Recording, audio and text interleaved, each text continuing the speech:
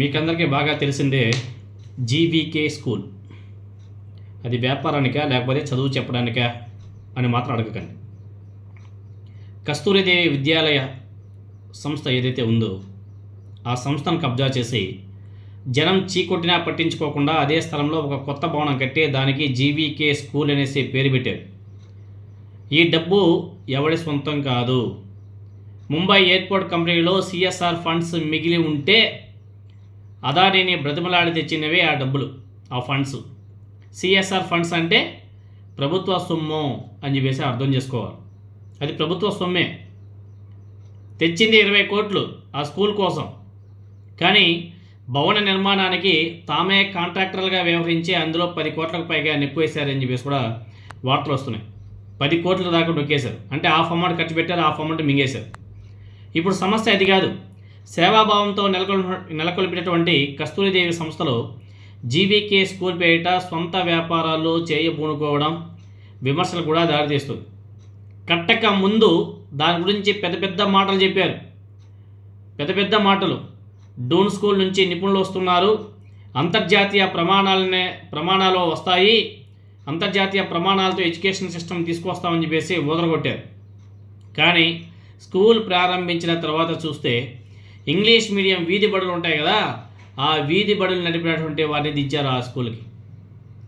చదువు చట్టబండలుగా ఉందని చెప్పేసి గత ఏడాది చేరుకుంటే వాళ్ళు చాలామంది తిరిగి వెళ్ళిపోయారు.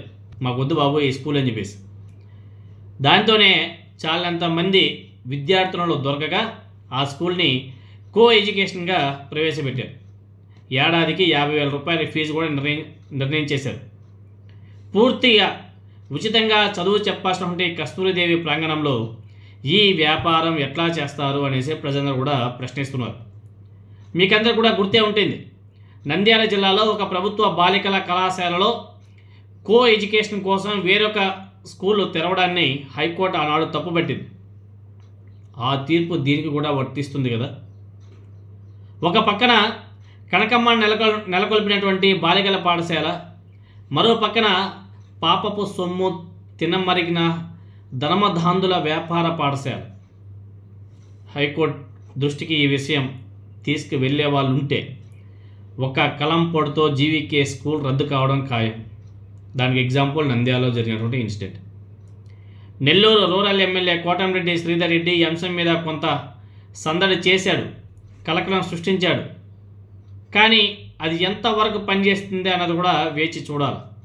అది జరుగుతుందా, జరగదా, ఆగిపోతుందా, ఉంటుందా, ఏమో మొత్తానికైతే ఆయనైతే కొంచెం చేస్తున్నాడు, హడావిడేది చేస్తున్నాడు. కానీ అది ఎంతవరకు సఫలీకృతం అవుతున్నది మాత్రం తెలియదు. మళ్ళీ ఆయన ప్రభుత్వంలో ఉన్నటువంటి ఎమ్మెల్యే, ఆయన వల్లే కాకపోతే ఇంకెవరి వల్లే అవుతుంది. చూద్దాం ఏం జరుగుతుంది అనేది చూడాలి.